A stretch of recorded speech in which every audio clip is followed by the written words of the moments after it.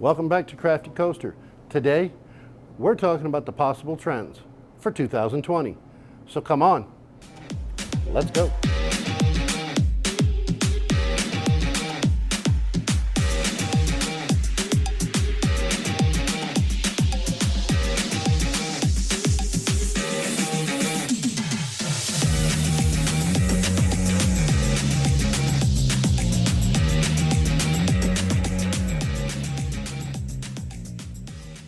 So before we get started on the 2020 trends, I'd like to thank our sponsor. Slate Street Bar and Grill, right here in Rio Rancho, has graciously come along with us and offered their space to be a background or a sponsor for our videos. If you come on down here, it's right off of Southern, Unser area in the strip mall. They have 13 types of local beers on tap, plus the standard domestics.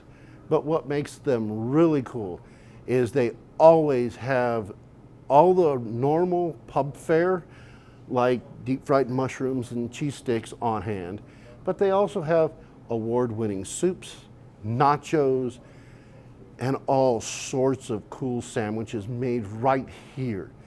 This is a place you could come down and play pool, hang out with your friends, get some craft beers, and just pretty much have a great evening. So come on down. Remember, Slate Street, right here in Rio Rancho. Now let's get into the trends. So I have picked up a beer, and today it's a Heffen from La Cumbre. I like this one. It's one of my favorites.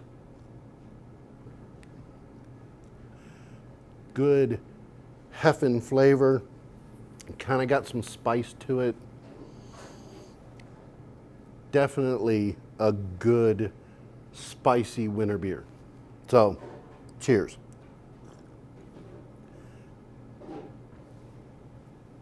But I would like to talk to you about all the trends that we've seen come and go and what I feel is coming up next and what we can expect from in the industry from what I have seen.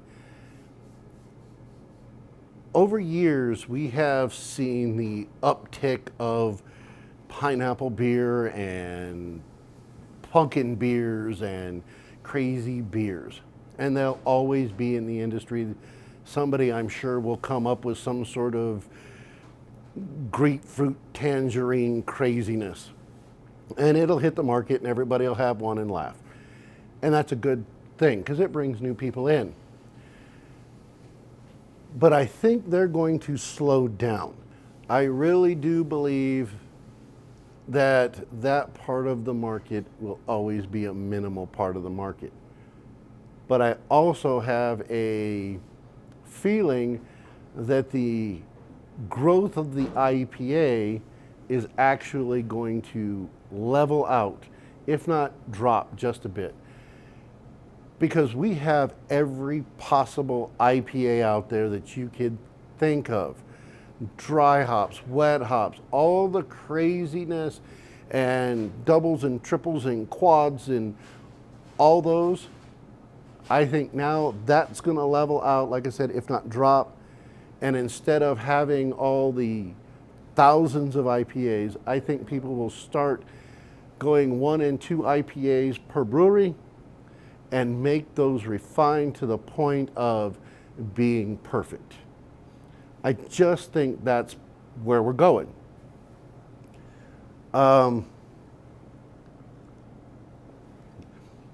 top of that, I think our stout industry, or the part of the industry that is stout, will just kind of stay exactly where it's at.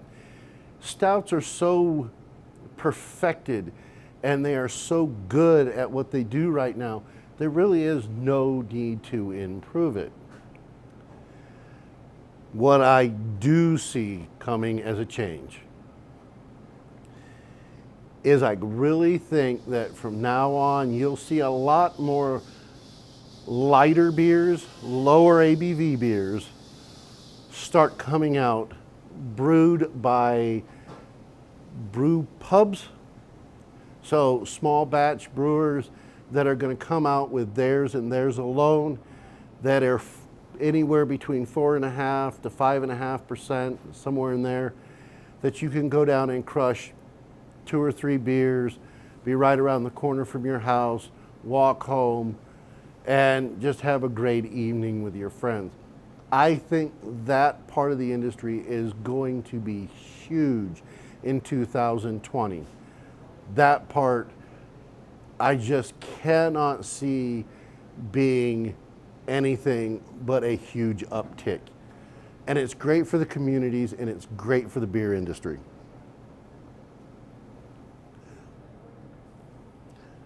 Something else I see coming up is we've seen hard seltzers come out.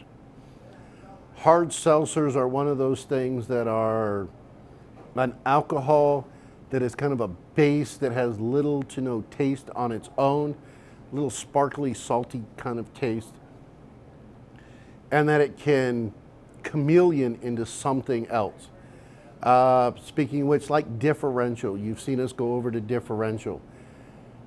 Differential has started using stuff like snow cone juices and different sorts of flavorings, making their own hard seltzers and putting almond milk in it to make a creamed flavor like a creamsicle, due to the fact that there's a lot of people that are not serving the significant other of the beer drinkers. I really think this is going to be a huge part of the industry.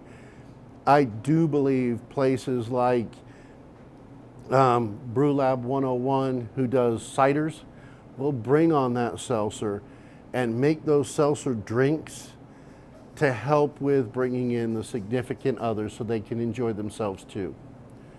It's to me going to be the top change we see. Something else I've seen lately, and I think it's going to start showing up. I don't think it's going to be a huge part of the industry in 2020.